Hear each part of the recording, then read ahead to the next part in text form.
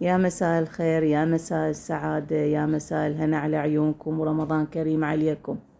ينعاد عليكم إن شاء الله بالصحة والخير والسلامة يا ربي. شلونكم حبايبي؟ شلون صحتكم؟ اليوم عندنا بورق مسوينا احنا قبل بالقناة، فبدنا نقضي يومنا وياكم حبايبي. هنا أنا عندي هذا البورق كملته، هذا نهايته، وهسه راح نبلش نسويه أنا وياكم. عندي نص كيلو مال لحم خليته، راح اسوي الحشو مال البورق.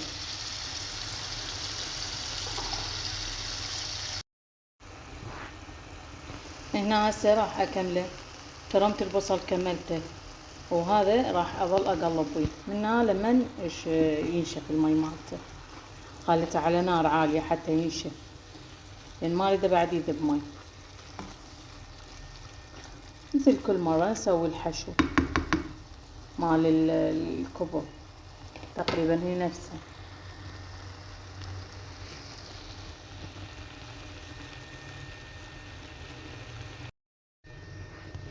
حستخدم هذا المثلثات العجينة، وهنا هذا البصل فرمته كملته. انتظر المي ينشف شوية مال اللحم على مود اخليه. بس راح احضر البهارات مال الكبة، وراح احضر فلفل حار شوية وملح، واطلع نعناع يا اما كرفس من المجمدة. وهنا هذا الملح، بسم الله.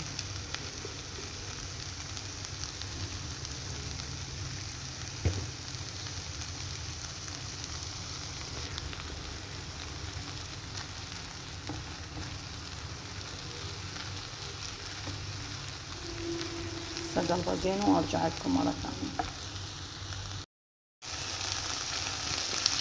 هنا هذا اللحم تقريبا نشف عندي، ما خليت له لا دهن ولا اي شي. شوفوا وش ما خليت له، ناشف. فهنا انا راح اقلبه شوية واخلي له البصل.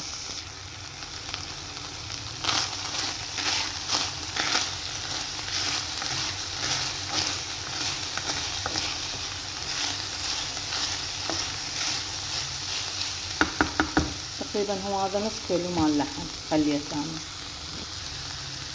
بسم الله الرحمن الرحيم. هذا البصل راح اقلبه وارجع لكم مرة ثانية حبايبي.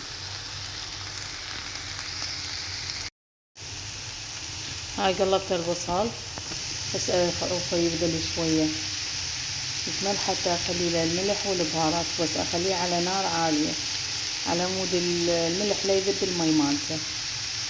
وبالاخير اخلي لقيت عندي نعناع، بالاخير اخلي النعناع.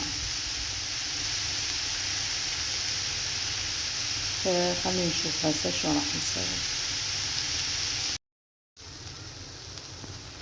هنا هاي عندي بهارات، هاي ذبل البصل والهذا.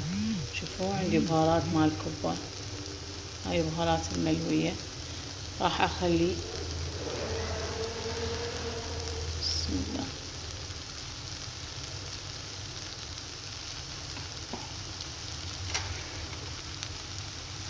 شوية فلفل حار،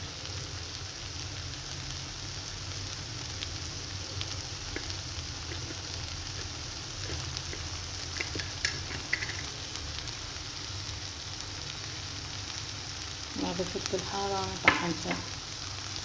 نقلب بعدين نرجع لكم. لازم الكاميرا بإيدي ودا اشتغل.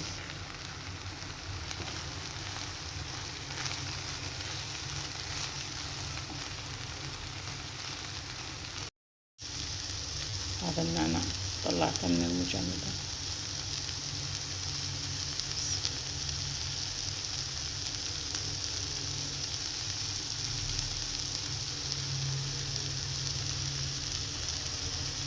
هذا راح اطفيه واقلبه واقبقه، خليه على الحرارة يذوب.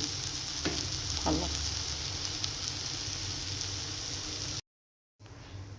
هذا طفيته، هذا نهايته كملت. راح اقبقه واعوفه فد شوية وأبلش أسوي البورق. هنا ورا ما كمل الحشو. هسه نبلش بال شو هاي البورقات نكملهن. هنا هذني عندي جاهزات أنا بالمجمدة موجودة.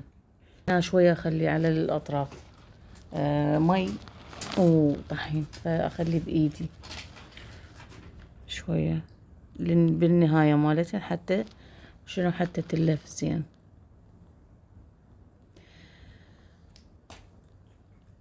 شوية لين قديمة مكسرة فلقيتها عندي بالمجمدة قلت خل أحشيها موجودة. هنا كملناها وخلصناها.